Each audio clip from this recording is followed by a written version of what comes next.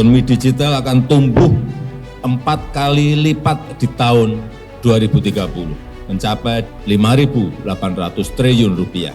Sobat Rupiah, sudah tahu belum kalau di tahun 2030 ekonomi digital diproyeksikan akan tumbuh 4 kali lipat menjadi 5.800 triliun rupiah. Sedangkan pembayaran digital akan tumbuh 2,5 kali lipat menjadi 12.300 triliun rupiah. Perputaran ekonomi yang begitu besar harusnya dapat dirasakan secara adil dan merata oleh seluruh masyarakat tanpa terkecuali. Jadi, apa yang harus diupayakan? Yuk kita bahas. Sobat Rupiah, sempat melalui tantangan berat di masa pandemi. Harus diakui jika digitalisasi menjadi game changer yang ikut berperan besar dalam perekonomian. Kebutuhan transaksi di masyarakat tetap berjalan lancar, bantuan pemerintah pun dapat tersalurkan. Berhasil melewati masa sulit tersebut, percepatan digital di Indonesia dan dunia terus berkembang secara pesat. Digitalisasi bukan saja membuka berbagai peluang, lebih dari itu, inovasi yang dihadirkan juga dinilai sanggup mengakselerasi pertumbuhan berbagai sektor ekonomi. Namun, tentunya berbagai kemudahan dan keuntungan yang ditawarkan kemajuan digital diharapkan dapat dirasakan secara inklusif oleh seluruh lapisan masyarakat. Transformasi digital itu harus inklusif, harus berkeadilan. Masyarakat di pinggiran, masyarakat ekonomi lapisan bawah, ekonomi mikro, UMKM, semuanya harus mendapatkan akses dan kesempatan yang sama, harus mendapatkan perlindungan yang sama. Masyarakat masih rentan mengalami risiko penipuan dan kejahatan digital. Oleh sebab itu, siapkan sistem perlindungan konsumen, pastikan keamanan data konsumen.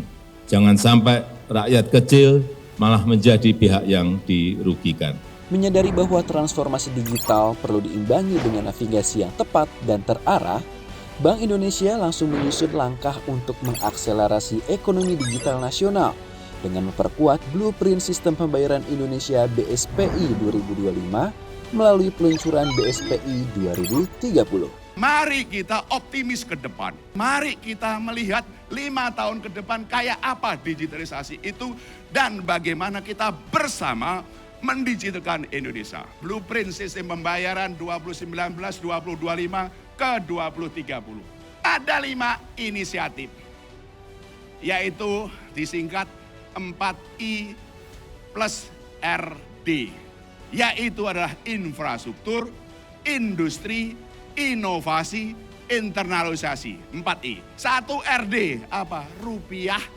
digital. Mari kita bersama the power of we. Are you ready? Are you ready? Are you ready? BSPI 2030 diharapkan dapat berdampak besar bagi perekonomian digital nasional.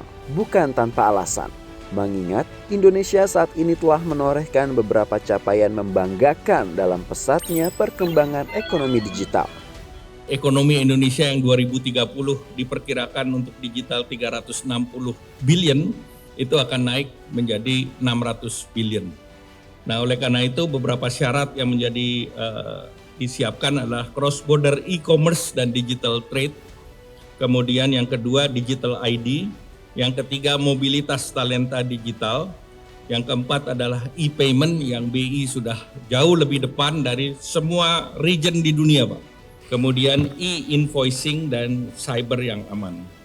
Untuk memastikan laju lokomotif ekonomi digital bisa membawa manfaat maksimal, diperlukan fondasi yang kokoh lewat infrastruktur digital yang merata. Tentunya BSPI ini tidak akan bisa terwujud kalau tidak ada kontribusi, ada peran masyarakat, kemudian peran industri maupun lembaga. Talenta digital yang unggul. Kita memang memberikan ruang yang besar untuk para generasi muda kita. Kris Jelajah Indonesia, kompetisi hackathon itu luar biasa sekali. Pemenangnya itu terkait dengan bagaimana mendetek cyber attack, cyber security. Ada yang mereka membuat bagaimana KYC buat saudara-saudara kita yang tidak seberuntung kita. Mohon maaf yang tidak melihat kan tidak tahu, ini saya udah benar belum posisinya. Nah itu mereka membuat hal semacam itu.